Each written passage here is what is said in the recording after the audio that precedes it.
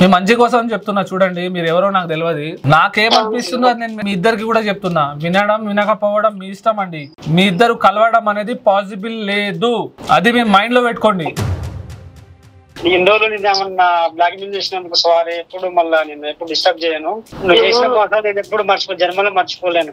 Life లో move on అవ్వాలి. Life లో ఒక ఆమెనే లేదు, చాలా మంది ఉన్నారు. మీకు చాలా మంచి, ఈమె కన్నా మంచి అమ్మాయి కూడా దొరికే అవకాశం ఉంది. ఇలాంటిదే అమ్మాయి కూడా దొరికే అవకాశం ఉంది. ఇప్పుడు కూడా ఇక ఫీల్ అయ్యే అవసరం లేదు. తిరిగి చూసుకోకండి. లవ్ ఫెయిల్యూర్ అయిన వాళ్ళు చాలా మంది ఉన్నారండి. లవ్ ఫెయిల్యూర్ అయిపోయి వాళ్ళు పెళ్లిళ్ళు చేసుకోకుండా ఉండట్లే. లవ్ ఫెయిల్యూర్ అయిన వెంటనే వేరే వాళ్ళకి లవ్ చేస్తున్నారు. ఆమె వెళ్ళిపోతే ఇంకోళ్ళని లవ్ చేస్తున్నారు. సరే, లవ్ ఫెయిల్యూర్ అయిపోతే పెళ్లి చేసుకుంటున్నారు. ఎంత ఏందని పెళ్ళాన్ని లవ్ చేసుకుంటున్నారు. అంతే కదా. పెళ్లి చేసుకొని లవ్ చేయండి, గ్యారంటీ ఉంటది. లవ్ చేసుకొని పెళ్లి చేసుకుంటా అంటే గ్యారంటీ లేదు, చెప్పలేం. అమ్మాయి జోలికి వెళ్ళండి సార్. మరి వెళ్ళొద్దు, మీరు అమ్మాయి జోలికి వెళ్ళకండి అసలు.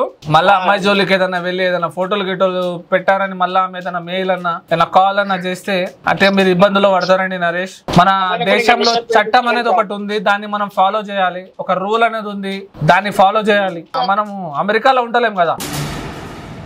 నా వాళ్ళ అమ్మాయికి ఎలాంటి ప్రాబ్లం రాదు సార్. ఇంకెప్పుడు అమ్మాయితో ఎప్పుడు మాట్లాడను, ఫోన్ చేయను. ఎక్కడ కలిసినా సైలెంట్ గా నా దారి వెళ్ళిపోతా. Very good, very good. చాలా మంచి డిసిజన్. ఏమో నరేష్ చెప్తున్నాడు, నరేష్ మాటల మీద నాకు నమ్మకం వస్తలేదు. ఇంత ఈజీగా ఒప్పుకున్నాడు నరేష్ అంటే. ఏమో బ్యాక్ స్టెప్ తీసుకుంటున్నాడు అంటే మళ్ళీ పరిగెత్తడానికా లేకుంటే వెనక వెళ్ళిపోవడానికి అర్థమైతలేదు. అట్లేం లేదు సార్, అట్లేం లేదు. మీరు చెప్పినప్పుడు నాకు కొంచెం అర్థమైంది. నాకంటూ ఫ్యామిలీ ఉంది, నాకంటూ చెల్లెలు కూడా వాళ్ళు కూడా రేపు పరిస్థితి వస్తే ఏందనేది ఆలోచించి. వెరీ గుడ్, మంచి ఆలోచన, మంచి ఆలోచన నరేష్, చాలా మంచి ఆలోచన. అయిపోయింది, ఏదో అయిపోయింది. లవ్ చేసుకున్నారు, తిరిగినారు. అది ఆ మెమరీస్ మీ గుండెల్లో పెట్టుకోండి. అంతేకాని ఆ మంచి మెమరీస్ కాస్త బ్యాడ్ మెమరీస్ అయ్యేలా చూసుకోకండి.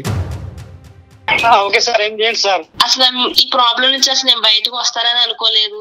చాలా చాలా అంటే చాలా థ్యాంక్ యూ సార్. మీరు ఇప్పుడు ఒక బ్రదర్ లాగా నాకు చాలా సజెషన్ చేశారు సార్. నరేష్ అర్థం చేసుకున్నాడని మనకు ఒక సొల్యూషన్ వచ్చిందండి. నరేష్ అర్థం చేసుకోకపోతే ఎలా ఉండేది మీ సిచ్యువేషన్? నేను ఏం చేసుకోలేదని నాకు అర్థం కాదు. మీ హస్బెండ్ వదిలేసేటోడు, మీరు వచ్చి రోడ్డు మీద పడేటోళ్ళు.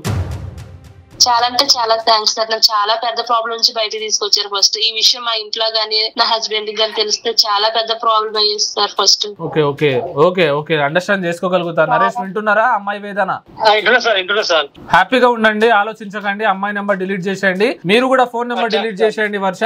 అలాగే సార్. ఆ నెంబర్ పెట్టకండి, ఆయన కూడా డిలీట్ చేసేయండి, ఇంకా పెట్టుకోకండి. నరేష్ మీరు ఫోన్ పెట్టేయండి. Okay sir, thank you sir. నాకు కూడా కలదేపించినందుకు, లేకపోతే నేను ఘోరాలు నా వల్ల. Okay okay sir.